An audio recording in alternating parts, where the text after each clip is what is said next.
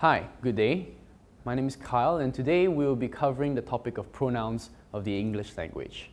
Now, what is a pronoun? Pronoun is one of the 8 parts of speech found in the English language.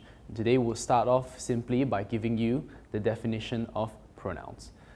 Firstly, pronouns are basically words used to replace a noun in a sentence. Now, you remember that a noun is the words used to describe the subject, the items, things, people, or places or buildings in a sentence. And a pronoun replaces a noun within said sentence. Now, the pronoun is also used to refer to subjects and or objects in a sentence in the place of a pronoun. Now, today we will cover the 8 different types of pronouns. Number 1, the personal pronoun. Number 2, possessive pronouns. Number 3, reflexive or intensive pronouns. Number 4, relative pronouns. Number 5, interrogative pronouns. Number 6, demonstrative pronouns. Number 7, indefinite pronouns. And finally, the reciprocal pronoun. So let us begin. Firstly, the personal pronoun. What are they? Personal pronouns are used to refer to specific persons, people, or things. They take several forms such as I, me, you, us, and so forth. Now, these are the most common types of pronouns you find in the English language that are used every single day in your life. There are 3 main roles of the personal pronoun. They identify the person who are speaking, in this case the first person. They also identify the person being spoken to, the second person. And finally, they identify the person or object being spoken about, the third person. Here's a chart that displays the 3 different perspectives of the personal pronoun, both in singular and plural form. In the first person, you use the I for the subject, the me for the object, we for plural, and us for the object. In the second person, you use the you for the subject and you as well for the object. Same goes for the plural in second person. In the third person, singular subject uses the he, she, or it, whereas him, her, or it is used in the object sentence.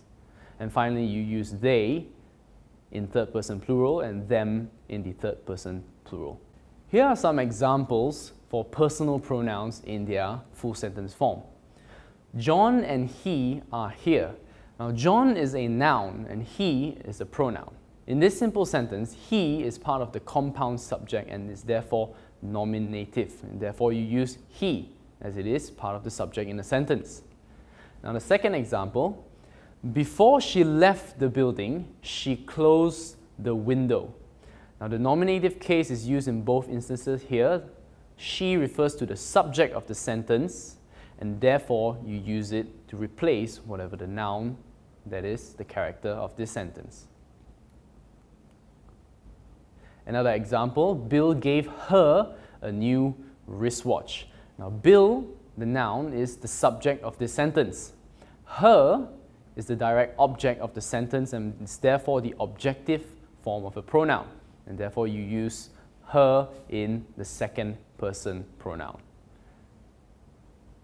I took the seat next to him. In this sentence, I is the subject and him is the object of the preposition, and therefore you use him in this sentence in replacement of a noun. Moving on, the second type of pronouns that we will cover today is the possessive pronoun. Possessive pronoun is incredibly simple to understand. It basically depicts ownership. When someone owns an object, you use the possessive pronoun to describe the relationship between the 2 subjects. Sometimes they are used as determiners or adjectives, and other times possessive pronouns act alone. This chart here displays the different types of possessive pronouns in first, second, and third person in both its singular and plural form. In the first person, you use the adjective of my and the noun mine for singular. For plural, you use our and ours. For second person, your and yours in singular, and the same goes for in its plural form. Whereas the third person, his, her, or its are used in the singular form. In its plural form, you use their and theirs for the third person possessive pronoun. Now remember that I mentioned that possessive pronouns can be used as an adjective, determiner, or can stand alone. Now an adjective, as we know, modifies the noun. For example, bike modified with the possessive pronoun your becomes your bike, referring the bike as belonging to someone. Now, in the possessive pronoun that acts alone, it is substituting a noun, such as you ride your bike and I will ride mine, referring to the bike that belongs to me or the other person. My favorite teacher likes lemon. In this sentence, the pronoun my is the first person possessive. She lives in her house, we live in ours. In this example, her is the determiner and our replaces the noun house. Moving on, we will cover next the reflexive or intensive pronouns. What are they? Now, reflexive and intensive pronouns refer to the subject of the sentence or the clause. Usually, this pronoun typically ends with the word self in singular or selves in plural. In this chart displayed on the slides, I am displaying the singular and plural form of the various reflexive intensive pronouns. Now, in the case of I, you use myself. In the case of you would use the reflexive yourself. In the case of he, you would use himself. She, you would replace with herself. It, you would replace with itself. For the plural form, we will be replaced with ourselves. You will be replaced with yourselves, and they will be replaced with themselves. Now, in the case of the reflexive pronoun, a reflexive pronoun indicates that someone did something to or for himself. For example, the avid gardener bought himself a new hedge clipper. Himself, the pronoun used, depicts what the gardener, the subject, did for himself. In this case, he bought himself a new hedge clipper. An intensive pronoun emphasizes the noun or the pronoun to which it refers to. Now, typically, in an example such as this, the restaurant manager himself served the coffee. You will find that in the case of intensive pronouns, the pronoun usually comes right after the noun or the pronoun itself. Now, himself refers back to the manager of this sentence. Moving on to the next topic, relative pronouns. Now, relative pronouns relate the subordinate or dependent clause to the rest of the sentence, basically connecting clauses together. They are used at the beginning of the subordinate clause to relate the subordinate clause to the main clause. I'll explain this further. Most of the time, relative pronouns include who, whom, whose, that, and sometimes which. Now, who is always used when referring to people. Who is used when the relative pronoun is the subject of the clause. Now, whereas whom is always used when the relative pronoun is the object of a verb or preposition. Now, you have to be careful when applying these two. They are tricky, and therefore you must know the clear difference. Who is always used as the subject, and whom is always used for the object. And finally, whose is used to show possession. Three different ones, but very similar in their use. For example, Patty is the person who never complains. Who never complains refers back to the subject, which is Patty. In this case, Patty is the subject, and you therefore use the subject relative pronoun who. Moving on, Allison is the person with whom Betty is comfortable with. Whom is the object of the preposition with in this sentence. Now, whom refers not to the subject, Allison, but to the object, Betty, in this sentence.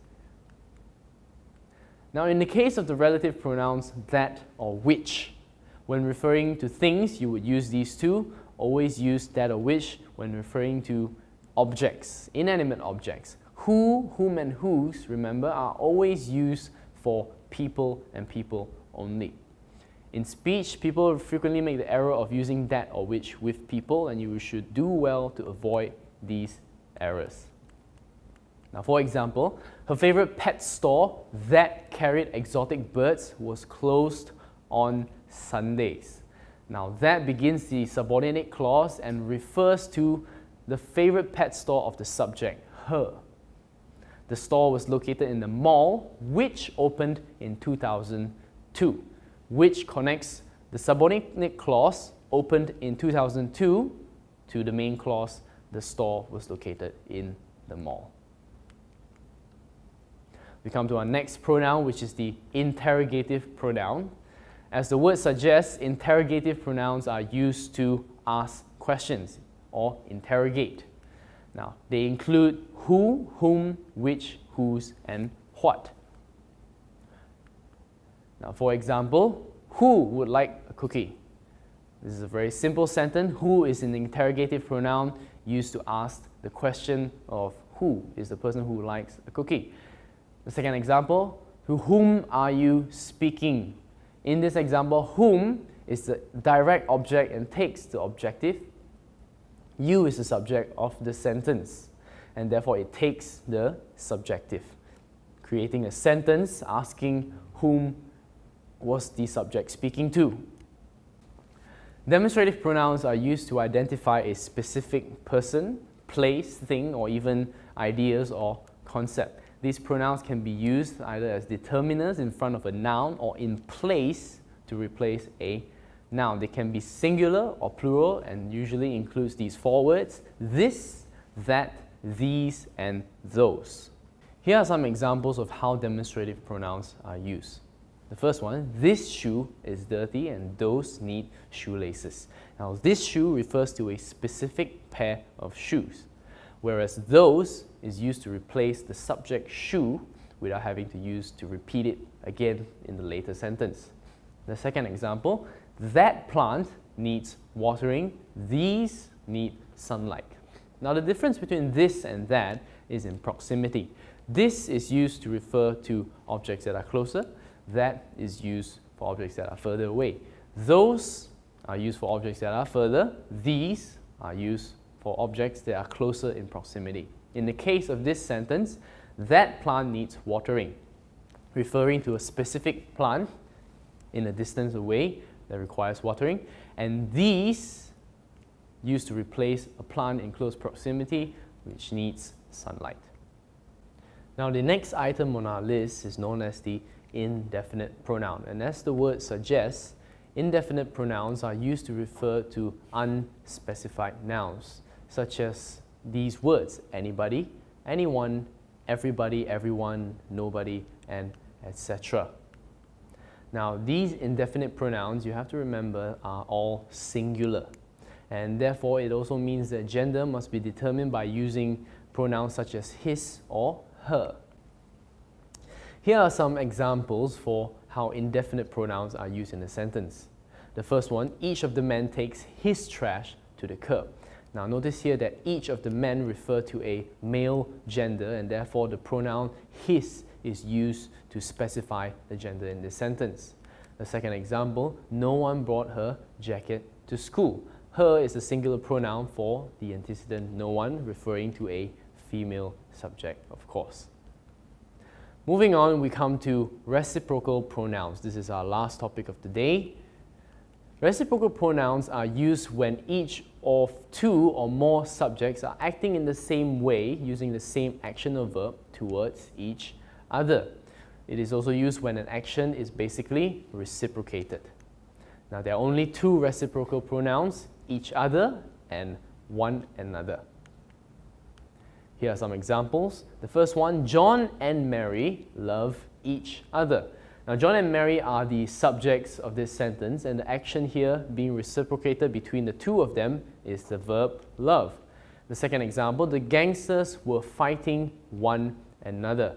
Now, the gangsters here is a plural subject, multiple gangsters in the sentence here, fighting one another, reciprocating the verb of fighting themselves, each other. So we've come to the end of today's topic. let me just do a short recap. We've covered 8 different types of pronouns today. The first one, personal pronoun. Then we moved on to possessive pronouns, talking about ownership. Reflexive and intensive pronoun, referring to pronouns where actions are repeated upon the subject itself. Relative pronouns. Interrogative pronouns used to ask questions. Demonstrative pronouns. Indefinite pronouns. And finally, reciprocal pronouns. Now, once again, what is a pronoun? A pronoun is a word used to replace the nouns in a sentence. Now, it is usually used to refer to subjects and or objects in the sentence in the place of nouns. So that's it for today's class on pronouns. Thank you very much.